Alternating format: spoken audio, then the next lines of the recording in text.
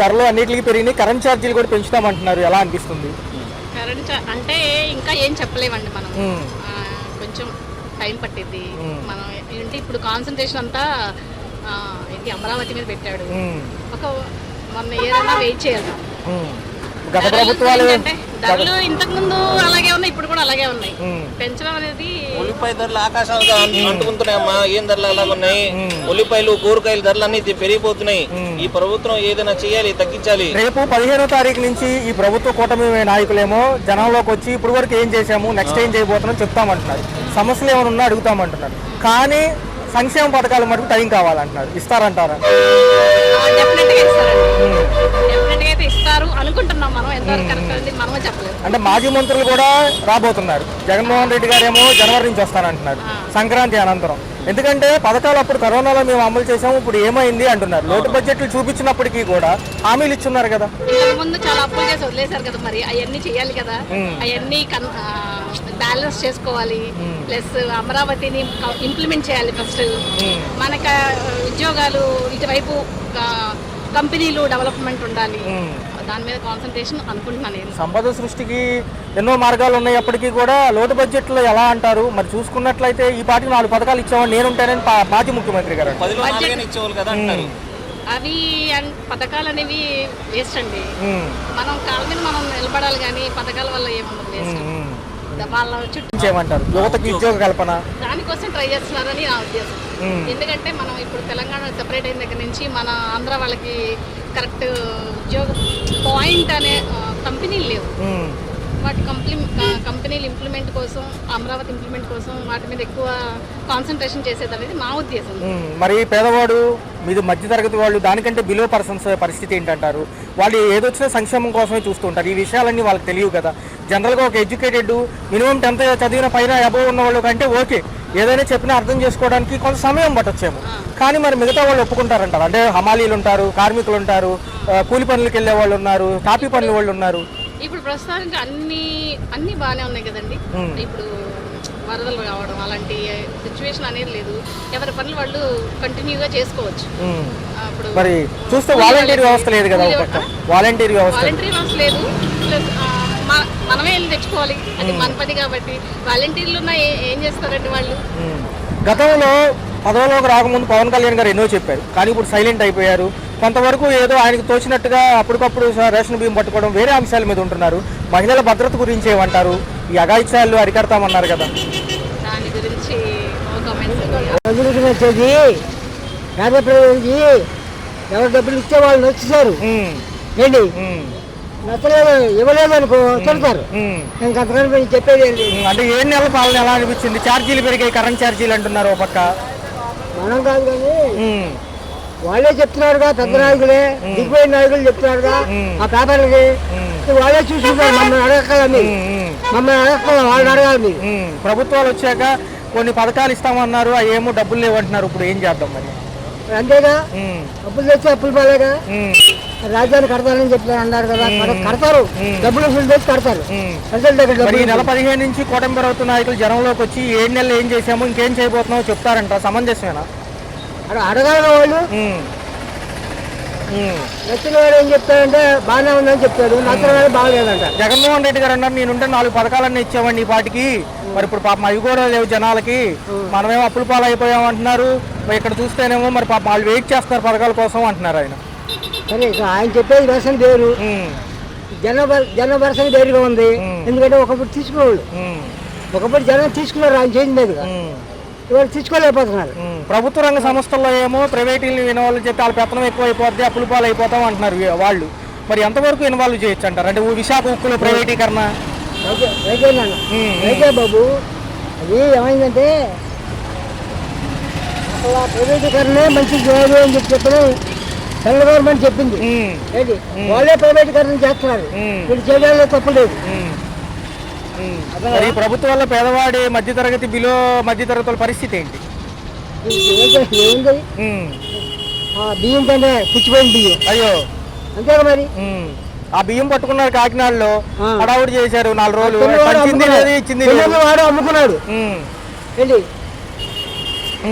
తిన్నవాడు అది ఆ బియ్యం అన్ని అవి ఇవి కలుపుకుని తిన్నారు. ఆ బియ్యం కొంతమంది పేదవాళ్ళు అవి ఇవి కలుపుకుని తిన్నారు. ఏంటి ఒక్కొక్కరు ఏం చేశారంటే మొత్తం అమ్మేసుకున్నారు కాబట్టి ఆ షిప్పు పట్టుకున్నారు. ఏంటి ఇంక ఎన్ని షిప్పులు ఉన్నాయో. మరి రాబోయే కాలం అమరావతి పోలవరం అవుతాయా? ఏమంటే అవన్నీ మనం అడగలేదు. కట్టే వాళ్ళలో దమ్ము ఉండాలా, ఆ మాటలు అనే వాళ్ళలో దమ్ము ఉండాలా. ఏం చేయలేదు. కేంద్రం ఏమైనా సహాయం చేసిద్ది అంటారు? ఖచ్చితంగా తప్పనిసరి చెయ్యాలా. ఆయన అప్పుడు మట్టి ఇచ్చేలేడు ఆయన, ఇప్పుడు ఏమిస్తాడు తెలియదు. అంటే కరెంట్ ఛార్జీలు పెరిగాయి. ఓ పక్క చూసుకుంటే మార్కెట్లో రేట్లు కూడా బాగున్నాయి, నూనె రేట్లు కూడా బాగున్నాయి. ఎలా అనిపిస్తుంది? ఇప్పుడు మార్కెట్లో చూస్తే కొంచెం రేట్లు తగ్గినాయి. 2-3 రోజుల కిందట 30-35 ఉండే టమాటా, ఈరోజు 20కి వచ్చింది. 60-100 అమ్మేవాళ్ళు 60కి అమ్ముతున్నారు. ఇవాళ పచ్చిమిరకాయలు 20కి అమ్ముతున్నారు. రేట్లు సమంజసంగానే ఉన్నాయి. సార్ చూసుకుంటే 15వ తారీఖు నుంచి కూటమి నాయకులు జనంలోకి రాబోతున్నారు. ఈ 7 నెలలు ఏం చేశాము, నెక్స్ట్ ఏం చేయబోతున్నాము, రెండోది కొంత సమయం కావాలి పథకాలు అమలుకి అంటున్నారు. ఎలా అనిపిస్తుంది? వచ్చినారు కదా, మేము అన్ని చేస్తామేమో అని చెప్పారు కదా, ఇంకా చేయకపోతే ఏంటి మరి? ఇంకా సమయం ఎందుకు మరి వాళ్ళకి? ఇన్ని రోజులు ఖాళీగానే ఉన్నారు కదా, చేశారు కదా, కొన్ని చేస్తున్నారు. చేయండి, ఇప్పుడు అన్ని చేయండి. ఇప్పుడు మళ్ళీ టైం ఎందుకు అడుగుతున్నారు మీరు? మాజీ ప్రభుత్వాలు ఓడిపోయిన ముఖ్యమంత్రి గారు కూడా జనవరి నుంచి బయటకు వస్తానంటున్నారు. సంక్రాంతి అనంతరం అమ్మకు ఒడికి సంబంధించి అమ్మకు వందనం ఇవ్వలేదంటున్నారు. పథకాలన్నీ తిరోగమనం పడుతున్నాయి. అసెంబ్లీ సమావేశాల్లో రాయితీలు కూడా ఏమి ఇవ్వలేదు. మళ్ళీ స్మార్ట్ మీటర్లు అంటున్నారు కొత్తగా. అదొకటి. అది ఇప్పుడున్న పెన్షన్లు కూడా తీసేస్తున్నారు. ఇప్పుడు ఇచ్చిన పెన్షన్లు కూడా చాలా వరకు తీసేస్తున్నారు. జనవరి నుంచి అన్ని మొత్తం తీసేస్తామంటున్నారు. సుమారు ఇప్పుడు 4-5 లక్షలు తీసేశారు. ఇప్పుడు వాళ్ళు ఎక్కడికి పోవాలి? ఏం తినాలి వాళ్ళు? గతంలో అప్పుల పాలు అయిపోయింది ప్రభుత్వం అన్నారు, వీళ్ళేమో 10 లక్షల కోట్లు అప్పు ఉందన్నారు. గతమేమో 14 లక్షల కోట్లు అప్పు ఉందని వీళ్ళే చెప్పారు.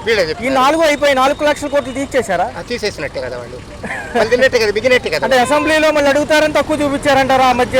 అంతే మరి. ఓకే సార్, మరి ఏంటి సార్, ఒక పక్క వాలంటీర్ వ్యవస్థ లేదు. వాలంటీర్ వ్యవస్థ ఉంటే చాలా బాగుండేది. జనాలు కూడా వాళ్ళ దగ్గర విషయాలన్నీ తెలుసుకునేవాళ్ళు. ఇప్పుడు కూడా పెన్షన్ ఇంటికి వెళ్ళి ఇచ్చేస్తున్నారు అనుకోండి, వాళ్ళు ఉంటే తెల్లవారుదామని పోయి ఇచ్చేవాళ్ళు. ఇప్పుడు వీళ్ళు ఎప్పుడు పడితే అప్పుడు ఇచ్చేస్తున్నారు. వీళ్ళు కూడా ఇబ్బంది ఏం పెట్టట్లేదు పెన్షన్ల కాడ మాత్రం. ప్రభుత్వ రంగ సంస్థల్లో ఏవైతే ఈ విశాఖ ఉక్కు ఇలాంటివి ఉన్నాయో వాటిలో ప్రైవేటు రంగాన్ని విలీనం చేసేసి అప్పుల పాలు అయిపోయినాయి కాబట్టి మేము ఇచ్చేస్తామన్నారు. గతంలో లాభాలు పొందారు ఈ సంస్థల నుంచి. పొందారు కదా మరి, వాళ్ళు పొందబట్టే కదా ఇస్తామంటున్నారు. పొందకపోతే ఎందుకు ఇస్తామంటున్నారు? వాళ్ళకి అప్పులు ఉన్నాయి, ప్రైవేట్ సంస్థలకు కూడా అనేక అప్పులు ఉన్నాయి. మరి మళ్ళీ వాళ్ళు వచ్చి ఇందులో పెట్టడం అంటే మరి ప్రభుత్వ రంగాలు నిర్వీర్యం అయిపోతాయి. అవును మరి. Right sir, right. గతంలో ఎలా ఎంత ఉండేవి? గతం మీద కన్నా ఇప్పుడు తక్కువ ఉన్నాయి. ఒక పక్క కరెంట్ ఛార్జీలు కూడా పెరిగినాయి అంటున్నారు. ఏమని ఛార్జీలు పెరుగుతాయి ఇంకా, మరి అప్పుల్లో ఉంది కదా, మరి ఏం చేస్తాం అన్నయ్య గారు? మరి ఏంటి ఈ నెల 15 నుంచి కూడా కూటమి ప్రభుత్వ నాయకులు జనంలోకి వస్తారు.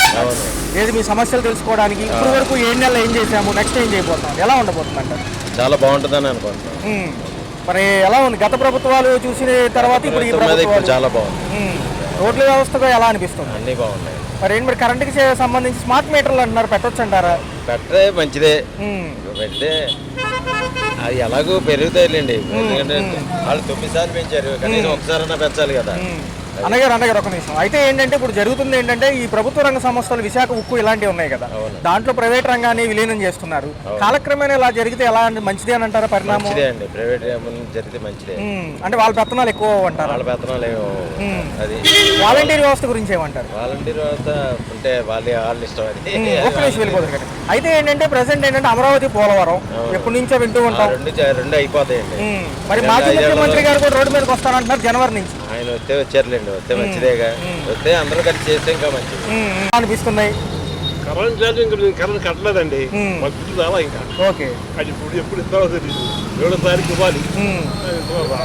సార్ ఆ 7 నెలల పాలన ఎలా ఉంది? కొత్త ప్రభుత్వాలు వచ్చాయి. నేను లేదు ఇక్కడ ఈ దేశంలో దీని అసలు. Okay okay. నేను కెనడా నుంచి మొన్నే వచ్చాను, సెప్టెంబర్లో లాస్ట్ అక్టోబర్లో వచ్చాను.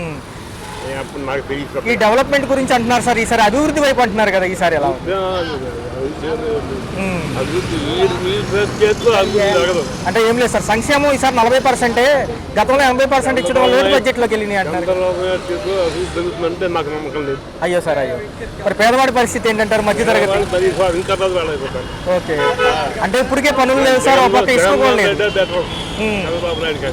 గత ప్రభుత్వమే బాగుందంటారు. ఇంకా తెలుసుకోవడానికి టైం పడుతుంది కానీ ఆయన అందరినీ నమ్మి మోసపోయాడు. ఓకే, అందరినీ నమ్మాడు. ఇదివరకు ఆడే మోసం చేశారు, ఆయన ఎత్తుని చేసి పెట్టారు. సార్ మరి వాలంటీర్ వ్యవస్థ కూడా లేదు, ప్రభుత్వ రంగం నుంచి ఏ సహాయం కావాలని ఇంకా తెలియదు కదా సార్ మరి ఇప్పుడు.